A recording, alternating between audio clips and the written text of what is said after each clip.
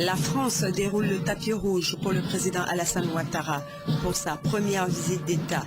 Il est accueilli avec tous les honneurs réservés aux invités de marque. À son arrivée ce mercredi 25 janvier 2012 à 15h30, à bord de l'avion présidentiel Ivoire 01, un Boeing 727, le président de la République de Côte d'Ivoire, accompagné de son épouse Dominique, a été accueilli par le ministre français de l'Intérieur, Claude Guéant, par le gouverneur militaire de Paris, M. Bruno Darry, et par le préfet du Val-de-Marne, Pierre Dartout, et par l'ambassadeur de France en Côte d'Ivoire, M. Jean-Marc Simon. Pour cette première visite d'État en France depuis son accession à la magistrature suprême, le président ivoirien est reçu avec faste, honneurs militaires, hymnes nationaux des deux pays et revue des troupes composées de 5 sections de l'armée de l'air et de la marine nationale française. Le président de la République est accompagné d'une forte délégation de plus d'une centaine de personnes, délégation composée de présidents d'institutions, de membres du gouvernement, de parlementaires, de chefs d'entreprise. Les Ivoiriens de la diaspora n'ont pas voulu se faire compter l'événement historique. Ils se sont déplacés massivement à l'aéroport d'Orly, au pavillon d'honneur orné aux couleurs de la Côte d'Ivoire. Après cet accueil au sommet, le président ivoirien est invité à prendre place à bord d'un hélicoptère, escorté par 3 autres hélicoptères Puma de l'armée de l'air et un de l'armée de terre. Le temps de vol jusqu'à Paris dure 20 minutes.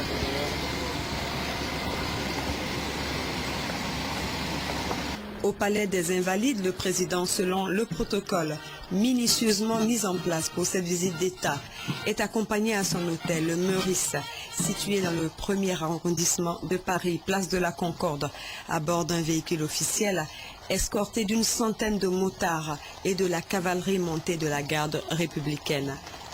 Depuis ces 10 dernières années, seuls les présidents américains, Barack Obama, la chancelière allemande Angela Merkel et la reine d'Angleterre ont eu droit à un pareil accueil sur le sol français, preuve de la considération que la Grande France porte à la Côte d'Ivoire depuis l'accession du président Alassane Ouattara à la magistrature suprême. Le jeudi 26 janvier à 11h, c'est la remontée des Champs-Élysées en voiture, sous escorte. La plus belle avenue du monde est devenue pour quelques jours l'avenue de la Côte d'Ivoire. Elle est pavoisée des drapeaux ivoiriens et français. Le président de la République et le ministre français de la Culture et de la Communication, Frédéric Mitterrand, sacrifie à la traditionnelle cérémonie de dépôt de gerbes de fleurs sur la tombe du soldat inconnu. Cérémonie marquée par le salut au drapeau, suivie de l'exécution des hymnes nationaux des deux pays, celui de la Côte d'Ivoire, l'abidjanaise, exécuté avec maestria par la garde républicaine française et la marseillaise. Ce sont des moments de grande émotion. Le président est invité à déposer une gerbe de fleurs sur la tombe du soldat inconnu installée sur l'Arc de Triomphe à la place de l'Étoile le 11 novembre 1920. Il s'agit d'un soldat non identifié qui représente tous les soldats tués au cours de la Première Guerre mondiale. En 1923, une flamme éternelle est allumée. Elle est ravivée tous les soirs à 18h30. Dans le livre d'or du soldat inconnu, le président ivoirien écrira ces mots avec notre très vive émotion. De nombreuses personnalités ont effectué le déplacement aux côtés du président ivoirien, de même que la diaspora ivoirienne qui a investi l'avenue des Champs-Élysées pour saluer son président. Merci beaucoup. À 17h, le palais de l'Élysée. Hôtel particulier parisien situé au 55 rue du Faubourg Saint-Honoré dans le 8e arrondissement. Le siège de la présidence de la République et de la résidence officielle du président de la République française depuis la Seconde République accueille son Excellence M. Alassane Ouattara, président de la République de Côte d'Ivoire. Une centaine de journalistes, photographes et caméramans pour immortaliser l'événement. Un accueil royal pour ce président démocratiquement élu le 28 novembre poignée de main chaleureuse pour deux personnalités qui se connaissent bien et qui s'estiment mutuellement. Le président Nicolas Sarkozy n'a-t-il pas révélé à la presse qu'il était fier d'accueillir son homologue ivoirien? Après un tête-à-tête qui a duré plus d'une heure, au cours duquel les deux hommes ont jeté les bases du nouvel accord de défense entre la France et la Côte d'Ivoire. L'ancien accord signé en 1961 commençait à dater. La presse a été ensuite invitée au salon Napoléon III du palais de l'Élysée pour une déclaration commune. Le premier à prendre la parole est le locataire des lieux, le président Nicolas Sarkozy, qui a qualifié son homologue d'homme de conviction, d'homme courageux et de démocrate. Très ému, le chef de l'État ivoirien a remercié le président français pour la contribution déterminante de son pays au retour de l'ordre constitutionnel en Côte d'Ivoire. Les deux chefs d'État ont livré leur vision de la nouvelle coopération militaire entre leurs deux pays.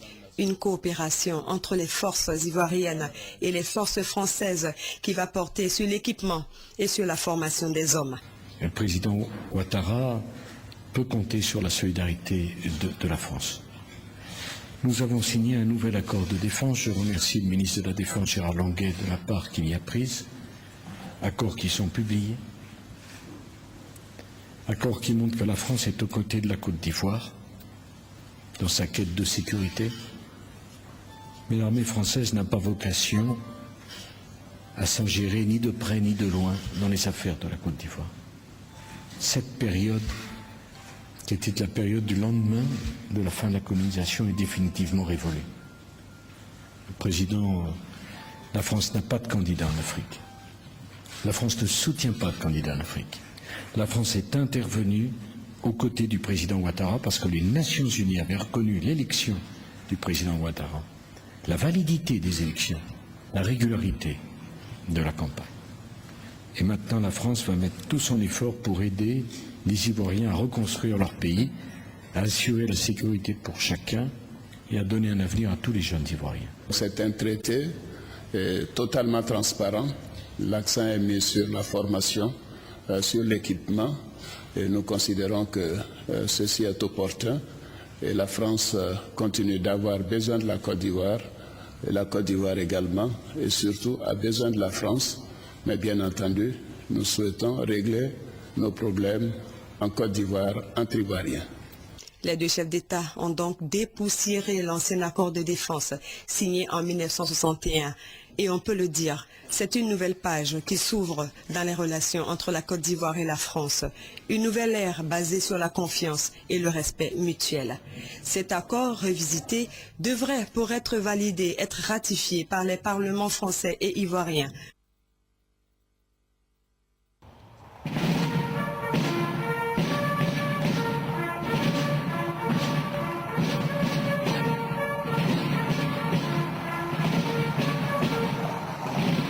À 20h précises, le couple présidentiel ivoirien arrive à l'Élysée. Il est accueilli sur le perron par le couple présidentiel français.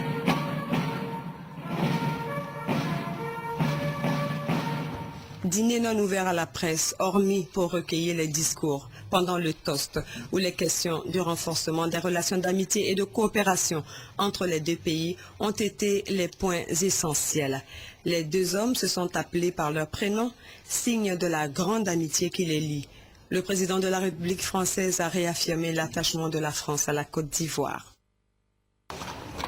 Cher Alassane, je veux vous dire combien Carla et moi-même sommes heureux de vous accueillir. C'est un ami proche, en représentant d'un pays particulièrement cher au cœur de tous les Français que nous vous recevons ce soir. À vous et à tous ceux qui vous accompagnent, nous souhaitons très chaleureusement la bienvenue. J'ai encore en mémoire le déplacement que j'ai effectué en mai dernier en Côte d'Ivoire pour votre investiture, Monsieur le Président. Je me souviens de la ferveur et de l'enthousiasme des Ivoiriens. En ce 21 mai 2011, à Yamoussoukro, un espoir nouveau se levait. Et cet espoir, c'est vous qui l'incarniez. Après plus d'une décennie de divisions, d'affrontements, de souffrances, de violences, la Côte d'Ivoire renouait avec l'héritage du président Félix Houphouët-Boigny, la même où il est né, la même où il est enterré. Fidèle aux valeurs de concorde, d'unité, de tolérance qu'il n'a cessé de défendre, la Côte d'Ivoire reprenait résolument le chemin de la paix, le chemin de la démocratie. La visite d'État que vous entamez aujourd'hui est l'occasion de saluer le renouveau de la Côte d'Ivoire. Cher Alassane, il y a un an à peine, la Côte d'Ivoire, c'était le chaos. Je tiens à redire toute l'admiration de la France pour le courage et la dignité avec lesquels vous avez tenu bon dans cette épreuve.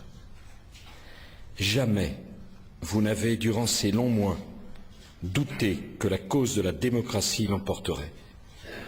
Jamais vous n'avez douté que la volonté librement exprimée par le peuple ivoirien finirait par prévaloir.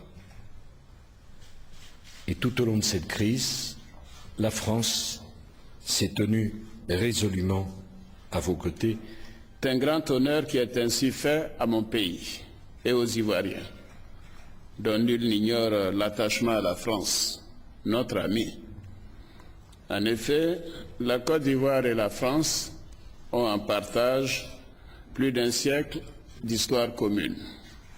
Ces liens historiques sont renforcés par l'usage de la langue française qui nous permet, nous, une grande ouverture sur le monde.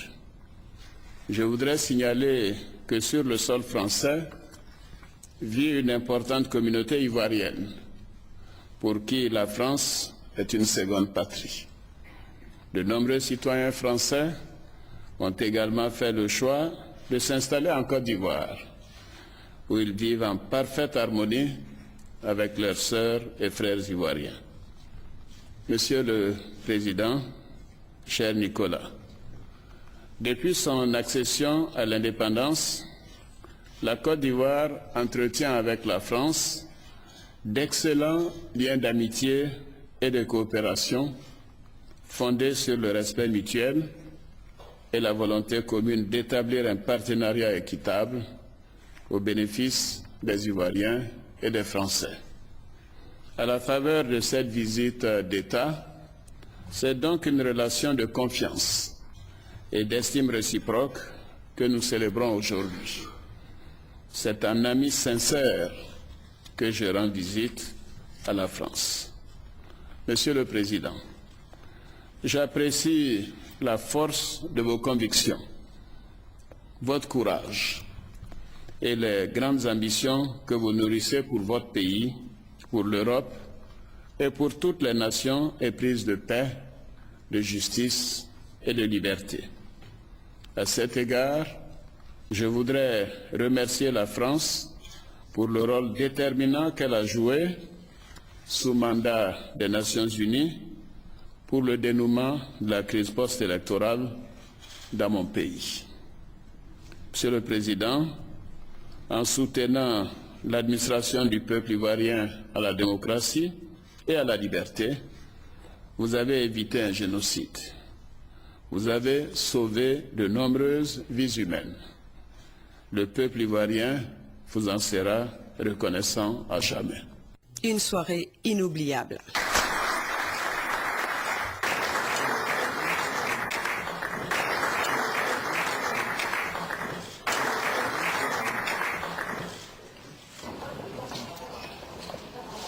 Dès 8 heures le lendemain, c'est le MEDEF, le mouvement des entreprises de France, composé des hommes d'affaires et entrepreneurs les plus puissants de l'Hexagone, qui reçoit le président Alassane Ouattara. L'hôte de marque de la France, économiste et banquier de renom, a décliné son programme de relance économique et invité les investisseurs français à venir ou à revenir en Côte d'Ivoire, un pays en plein essor. Le FMI prévoit une croissance économique en termes réels en 2012 entre 8 et 9% et en 2012. Et la Côte d'Ivoire se retrouve donc dans le groupe de tête des pays dont le taux de croissance est le plus élevé au monde. Ces prévisions montrent que tous les secteurs que ce soit le secteur primaire, secondaire ou tertiaire, contribueront à l'accélération de la croissance. Le taux d'investissement qui était resté en moyenne inférieur à 10% du PIB durant les 10 dernières années devrait augmenter de 5 points de pourcentage en 2012. C'est donc dire le bond spectaculaire qui sera ainsi fait, et ce taux d'investissement devra continuer d'augmenter. Le ministre français chargé du commerce extérieur a affirmé que la Côte d'Ivoire peut compter sur l'aide de la France. Après le MEDEF, direction l'Assemblée nationale. Le président Ouattara est attendu avec tous les honneurs à l'hôtel de l'AC par l'honorable Bernard Accoyer, le président de l'Assemblée nationale française. Une demi-heure a suffi aux deux personnalités pour faire le tour des questions d'intérêt commun. L'invité de la France était ensuite attendu à l'hôtel de ville de Paris, où le maire socialiste Bertrand Delanoë, en dehors de tout clivage politique, a réservé l'un des accueils les plus chaleureux à son hôte ivoirien. 500 invités, à grande majorité des Ivoiriens vivant à Paris, le conseil municipal au grand complet.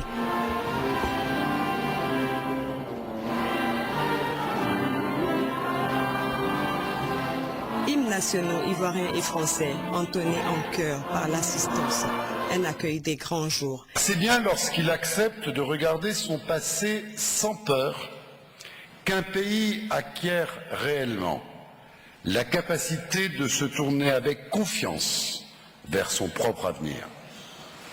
Avec vous, Monsieur le Président, nous formons le vœu que ce travail, vérité et réconciliation, soit mené dans un souci constant de l'unité et de la démocratisation de la Côte d'Ivoire.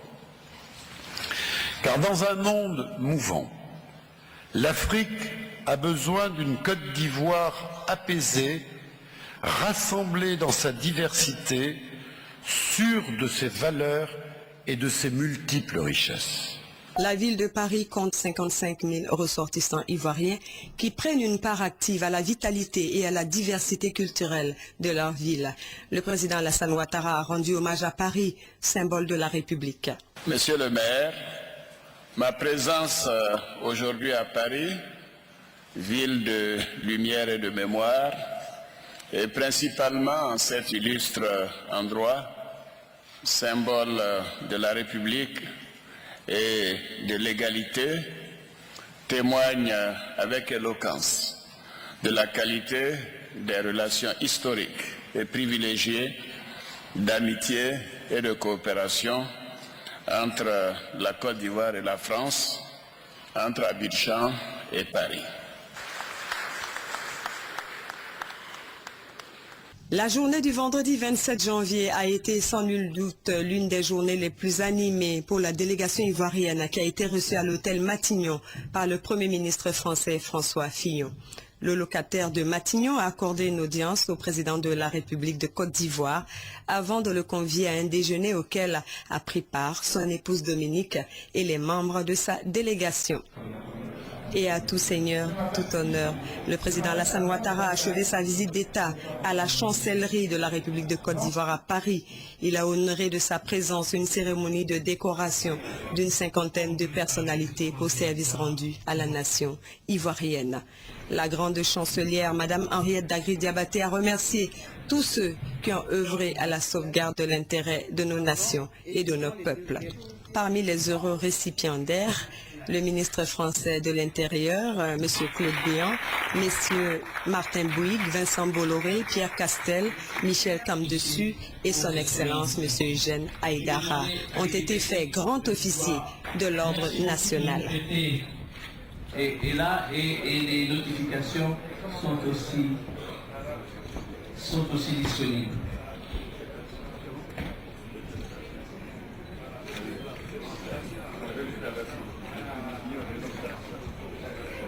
Regarde les petits cheminées là, regarde. Avec cette visite d'État du président de la République ivoirienne, les autorités françaises ont voulu marquer un tournant dans l'histoire des relations entre la France et la Côte d'Ivoire. Ces autorités, avec à leur tête le président Nicolas Sarkozy, démontrent ainsi qu'avec l'arrivée au pouvoir du président Alassane Ouattara, une page nouvelle s'ouvre dans les relations entre les deux pays. Cette visite d'État est une manifestation de l'attachement de la France à la démocratie, la France qui veut accompagner la renaissance de la Côte d'Ivoire.